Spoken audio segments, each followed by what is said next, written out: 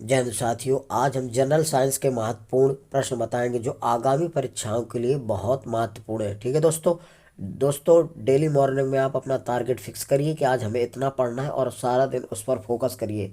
ऐसा आप अगर डेली करते हैं तो आपकी तैयारी दोस्तों बहुत अच्छी हो जाएगी। आप हर एग्जाम फाइट करने लगेंगे। ठीक है, और आप निरंतर प्रैक्टिस जरूर करते रहिए। जितना ज़्यादा आप प्रैक्टिस करेंगे उतने ज़्यादा नियम तरीके और फार्मूले याद रहेंगे। ठीक है दोस्तों, इसीलिए हम कहते हैं कर दिखाओ कुछ ऐसा जो सब करना चाहें आप जैसा। ठीक है दोस्तों, अब देखिए पहला क्वेश्चन, धावन मशीन का कार्यकारी सिद्धांत क्या है? तो ये विसरण होता है, ध्यान रखना दोस्तों। धावन मशीन का कार्यकारी सिद्धांत क्या है? विसरण।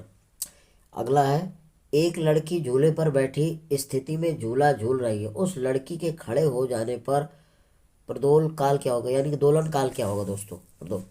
तो ये क्या हो जाएगा? कम हो जाता है दोस्तों, ध्यान रखना। जब लड़की खड़ी हो जाती है तो क्या होता है? उसका लंबाई बढ़ जाती है, वृत्त केंद्र ऊपर हो जाता है।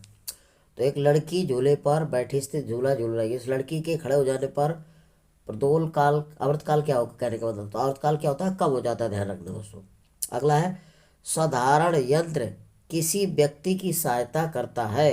एक जो साधारण यंत्र होता है किसी व्यक्ति की सहायता कैसे करता है? तो इसका ये काम करता है कम बल लगाकर, ध्यान रखना, कम बल का प्रयोग करके भी उतनी मात्रा में काम करने में, ध्यान रखना।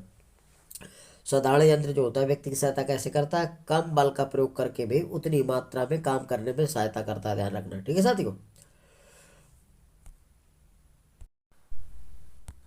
अगला है, कह रहा है निम्नलिखित में से कौन सी एक सदिश राशि है?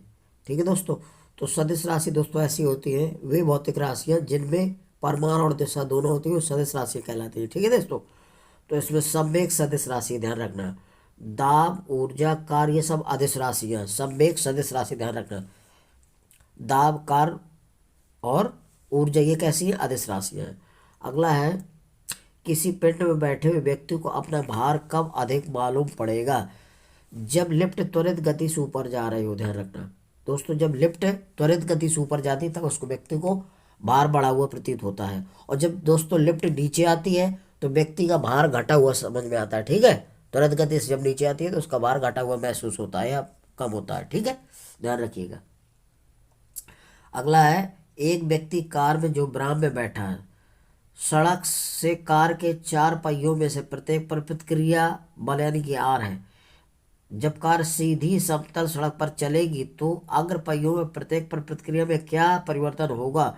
तो दोस्तों जो प्रतिक्रिया बल है ये आर से कम होगा, ध्यान रखना।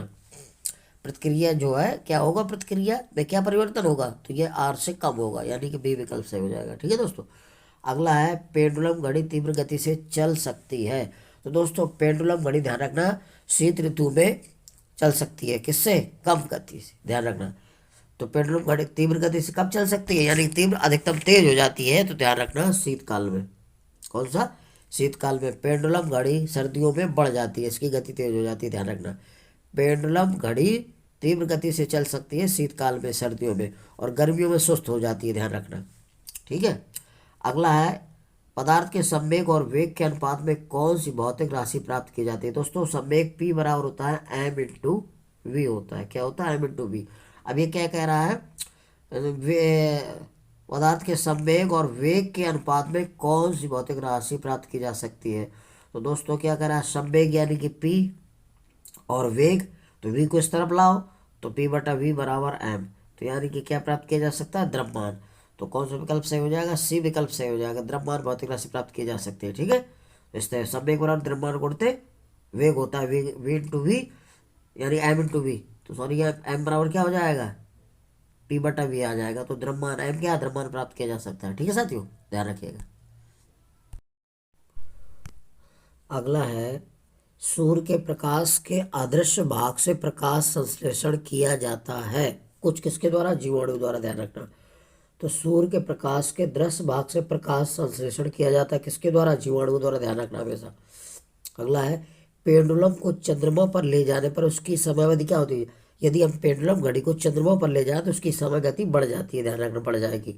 पेंडुलम को चंद्रमा पर ले जाने पर उसकी समयावधि क्या होती है? बढ़ जाती है, ध्यान रखना। तो डी विकल्प से हो जाएगा। अगला है, स्प्रिंग को अपनी समान लंबाई पर वापस लौटाने के लिए लगने वाले बल को क्या कहते हैं? ध्यान रखना, स्प्रिंग को अपनी समान लंबाई पर वापस लौटाने के लिए लगने वाले बल को क्या कहते हैं? प्रत्यानयन बल। दोस्तों स्प्रिंग को जैसे हम खींच देते हैं तो फिर वापस पुनः उत्ते में आ जाती है, तो उसमें प्रत्यानयन बल कार्य करता है। प्रत्यानयन बल के कारण वो वापस लौट आती है समान लंबाई में, जितनी लंबाई होती है। ठीक है दोस्तों, ध्यान रखना, स्प्रिंग को अपनी समान लंबाई पर वापस लौटाने के लिए लगने वाले बल को क्या कहते हैं? प्रत्यानयन बल कहते हैं। अगला है, कल्पना करें कि पृथ्वी के मध्य में उत्तरी तथा दक्षिण ध्रुव को जोड़ते हुए एक छिद्र किया जाता है, उस छिद्र में एक टुकड़ा डाला जाता है, तो वो क्या करेगा दोस्तों? तो ये ध्यान रखिएगा, ये क्या करेगा? इसका डी विकल्प सही हो जाएगा। टुकड़ा केंद्र से आवागमन की गति करेगा। टुकड़ा क्या करेगा? केंद्र से आवागमन की गति करने लगेगा, ध्यान रखना। ठीक है दोस्तों, डी विकल्प सही हो जाएगा। अगला है साथियों, तेजाब को हमेशा किसके बर्तन में रखा जाता है, यानी कि तेजाब को किसके बनाए हुए बर्तन में रखा जाता है? तो दोस्तों ध्यान रखिएगा, कांच के बर्तन में रखा जाता है तेजाब को। तेजाब को हमेशा किसके बनाए हुए बर्तन में रखा जाता है? कांच के बर्तन में, ध्यान रखना। ठीक है, क्योंकि तेजाब जो है कांच से क्रिया नहीं करता, इसलिए इसको कांच के बर्तन में रखा जाता है तेजाब को। अगला है, मामूली कट जाने पर फिटकरी रक्तस्राव को रोक देती है, इसका कारण क्या है? तो दोस्तों जब कोई चोट लग जाती है या कोई घाव धारदार औजार लग जाता है, तो अगर फिटकरी वहां लगा देते हैं तो वो रक्त का बहना बंद कर देती है। तो इसका क्या कारण है? तो स्कंदन कर देती है दोस्तों। रक्त का क्या करती है? स्कंदन कर देती है, प्लाज्मा बन जाता है, जम जाता है। तो मामूली कट जाने में फटकरी रक्तस्राव को रोक देती है, इसका कारण क्या है? स्कंदन मेन कारण होता है। बादल किसका कोलाइडी प्रक्षेपण है दोस्तों? तो ये ध्यान रखना, बादल किसका कोलाइडी प्रक्षेपण है? तो वायु के प्रक्षेप माध्यम में जल बिंदु, ध्यान रखना, वायु के प्रक्षेप माध्यम में जल बिंदु। ठीक है, अगला है, 25 सेल्सियस पर उदासीन विलयन का पीएच मान कितना होता है? दोस्तों अगर वो कह दे कि उदासीन विलयन का पीएच मान या 25 सेल्सियस पर उदासीन विलयन का पीएच मान, ठीक है दोस्तों, तो 7 होता है, ध्यान रखना। 25 सेल्सियस पर कहे उदासीन विलयन का मान 7 होता है।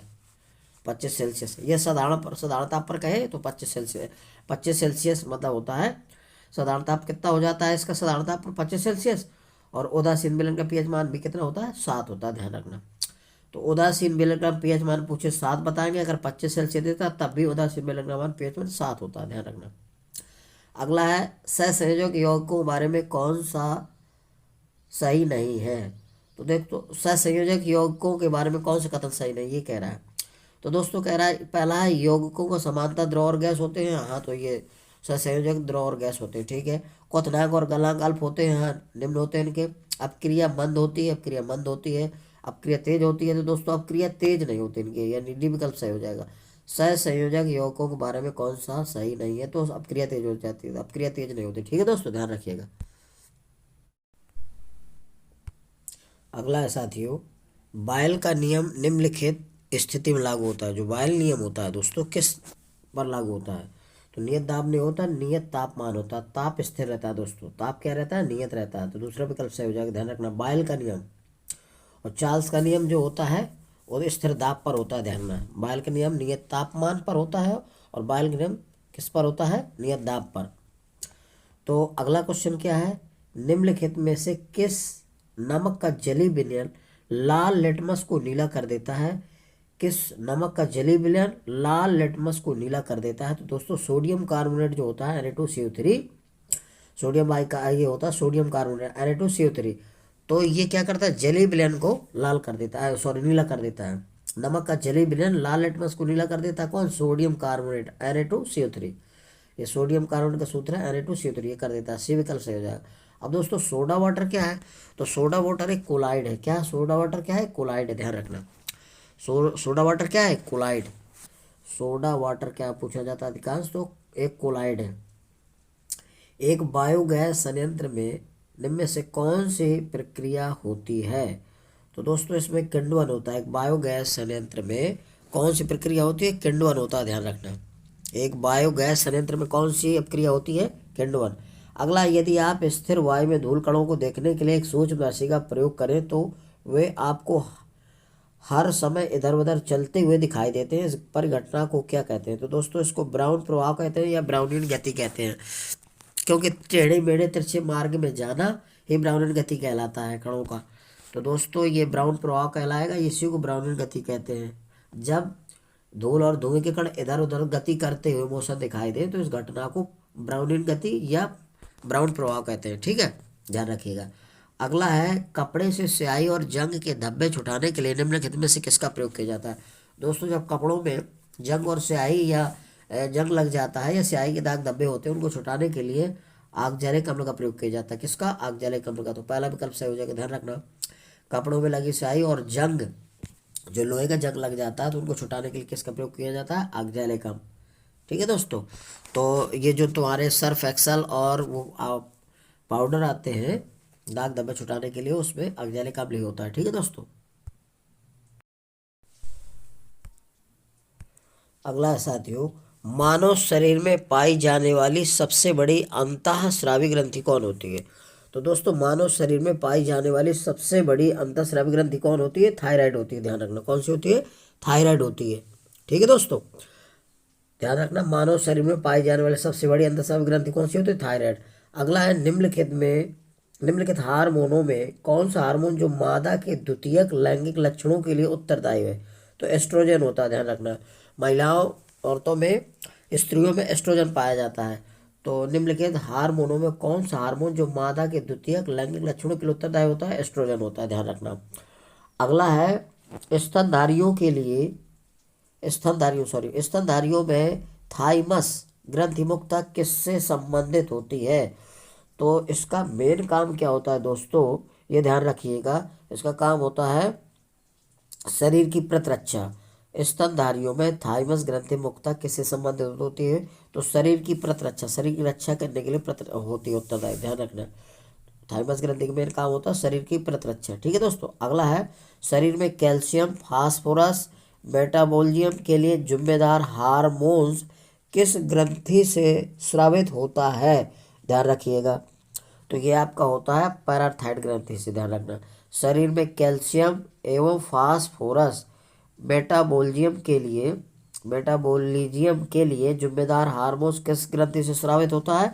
तो पैराथाइड ग्रंथि से होता है। किससे होता है? पैराथाइड ग्रंथि से होता है। ध्यान रखना, बी विकल्प सही हो जाएगा, पैराथायराइड ग्रंथि से होता है। ठीक है दोस्तों, यदि दोस्तों मेरा वीडियो आपको अच्छा लग रहा है तो मेरे वीडियो को लाइक और सब्सक्राइब अवश्य करिए। जय हिंद साथियों।